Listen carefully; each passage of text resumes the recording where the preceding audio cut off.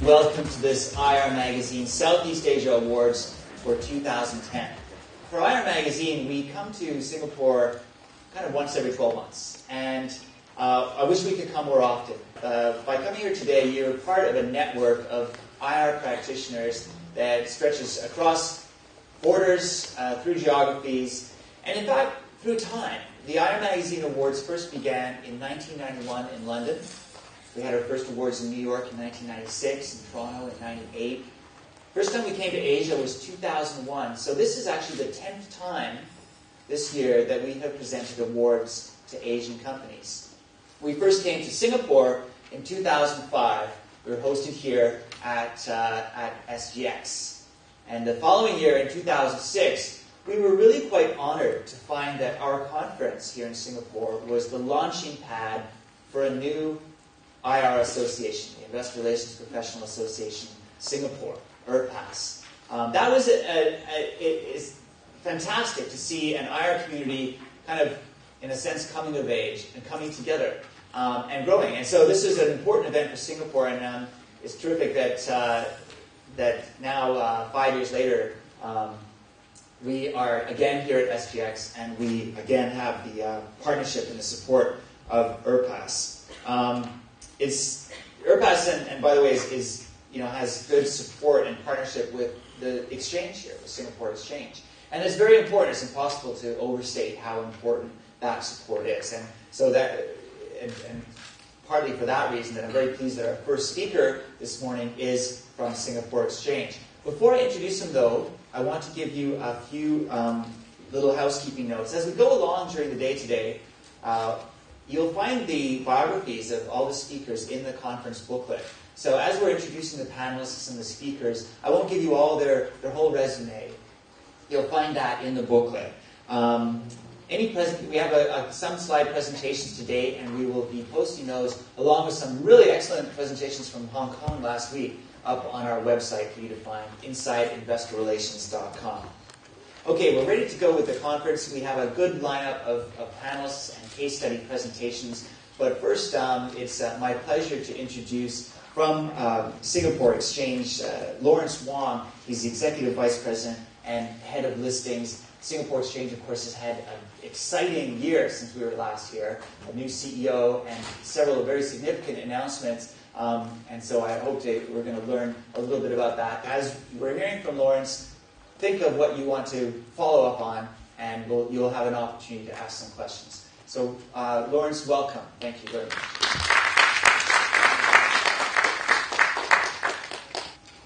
Good morning, ladies and gentlemen, distinguished guests. A very warm welcome to all of you to SGX. And for all of you who came from overseas, a very warm welcome to Singapore. It's a very sunny day outside, a luxury in this part of the world. So for all of you from outside Singapore, do enjoy yourself. But this is the 6th year that our magazine, Southeast Asia, have actually had this conference in Southeast Asia. The magazine, through their own commitment and continuing efforts, have been raising the profile and raising the bar for investor relations in the region. I think this is extremely crucial to the development of the capital market in Asia. This is also the 3rd time that SGX is playing host. Okay, thank you. Thank you. And I would like to thank you for inviting me to give this opening address. This is indeed, a personal honor. To start off, as we look around the market today, the world is getting more integrated, more interlinked.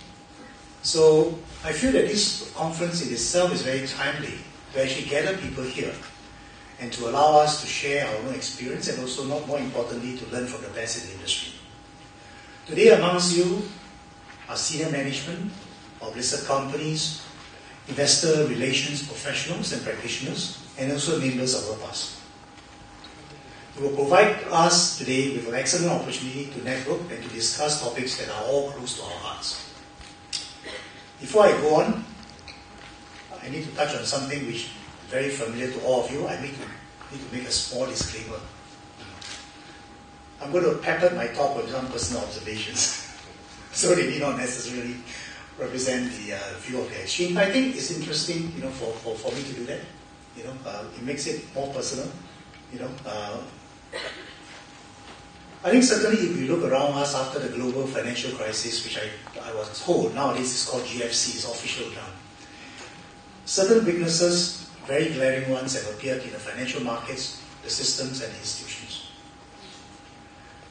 And this has resulted in a lot of people inside and outside the industry pondering, reflecting, and deciding on what needs to be done.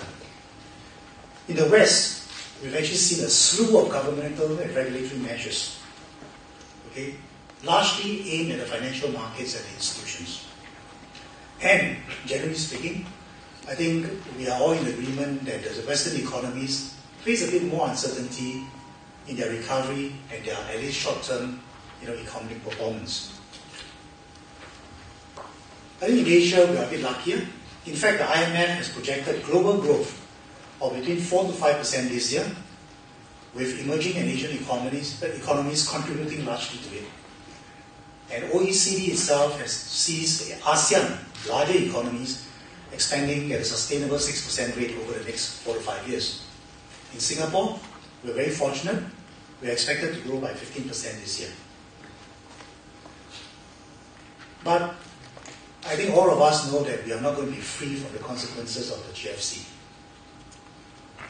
In fact, the crises and the uncertainties that are generated are not limited to the finance industry in the West, mainly because of the way the world is globalized today. So while our recovery may be relatively better, I think there are still lingering questions, and we see them every day in the press, and when we talk to people over the sustainability of this recovery. On the other hand, I think this environment have the work cut out for you. More than ever, companies need the help of their IR professional to maintain the level of trust and interest of shareholders, investors and other stakeholders to face the challenges, but also in order to seize the opportunities that arise from what is happening around us. But I think I've always emphasized this, and perhaps some of you do not know, we actually conduct corporate governance courses, and I do get to speak to some of them, and I always tell the company, the most important thing to ever remember in terms of the relationship between yourself and your shareholder is one of trust. Whether it's in English or in Mandarin when I speak in China. So during this uncertain environment, I think it's even more critical that listed companies, whom you represent, maintain the confidence of the shareholders and stakeholders, and they underscore how important strong risk management capabilities and sound corporate governance practice have to exist in a company. But I think another angle to look at it is that what are the shareholders and investors thinking? I think from our own shareholders, from my interaction with our listed companies, we learned that they are nursing new expectations. Good financial performance is no longer enough. They have seen those disappear into the air over the last 2 years. In its place coming to the forefront is how a company understands its risks and manage them, the level of corporate governance that runs throughout the company and not just at the board, as well as the management level, and also how a company keeps its business sustainable, both in terms of business and CSR strategies. Increasingly also, shareholders and investors are not regarding corporate governance as merely kicking the box and saying, I've complied with this rule, I've complied with that rule.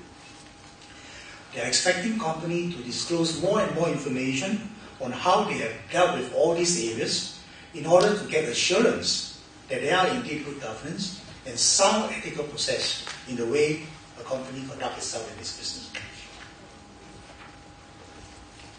Let me look at it from another angle.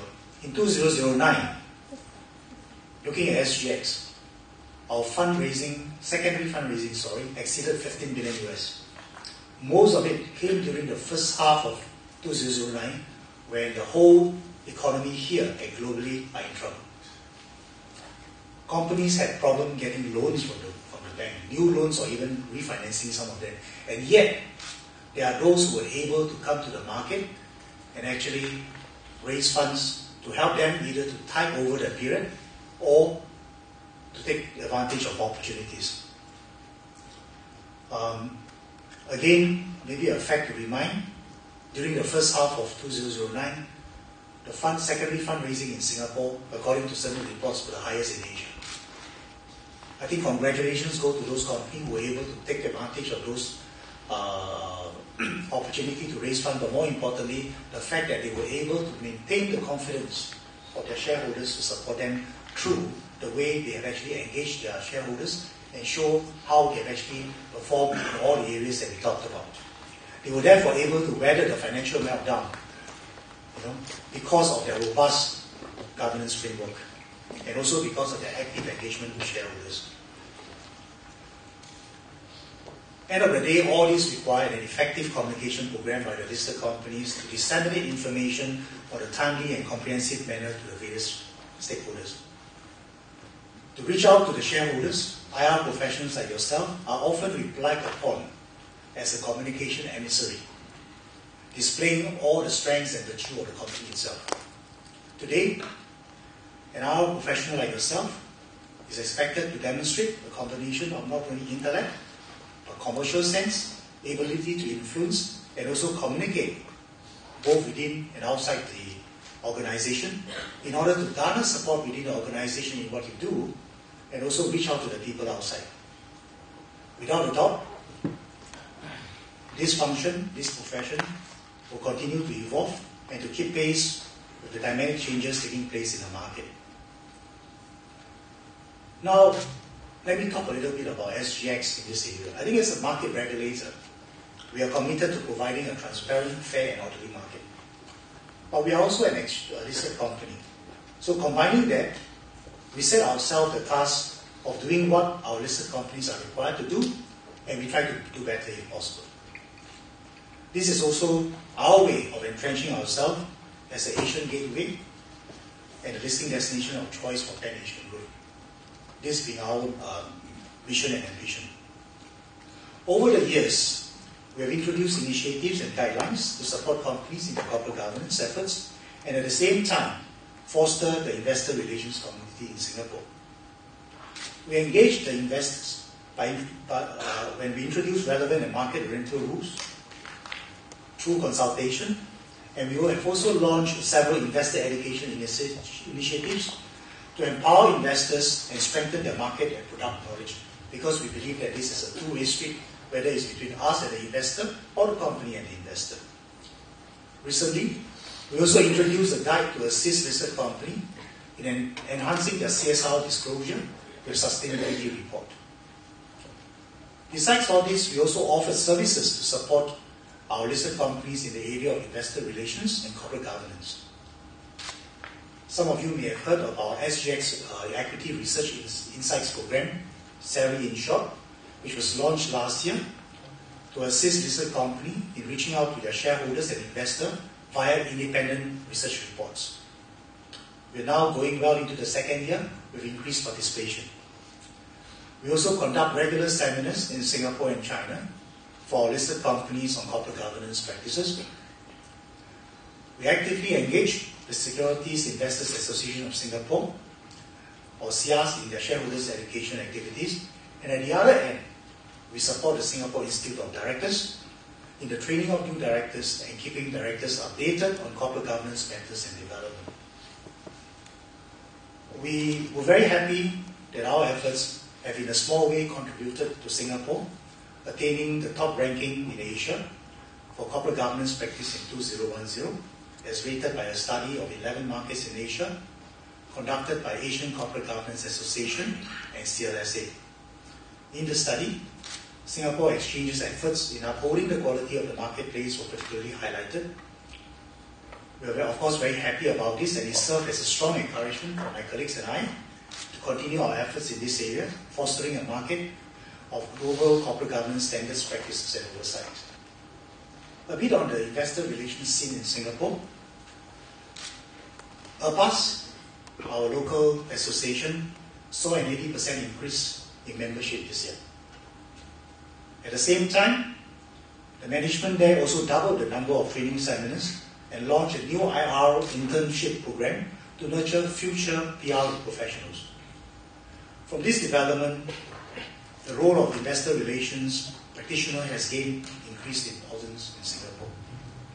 We therefore look forward to more professionals joining your ranks, and with heightened awareness from our companies for healthy engagement with their investors. I think one also needs to take into account that we are seeing increased business, corporate, and M&A activities in the region. So greater communication on the right topics is becoming a natural must for companies. This requires the combined effort of all parties involved, whether it's the company themselves, IR professional like yourself, or relevant agency, whether it's ourselves or people like SIAS and the SIDs. So we need to work on all this together.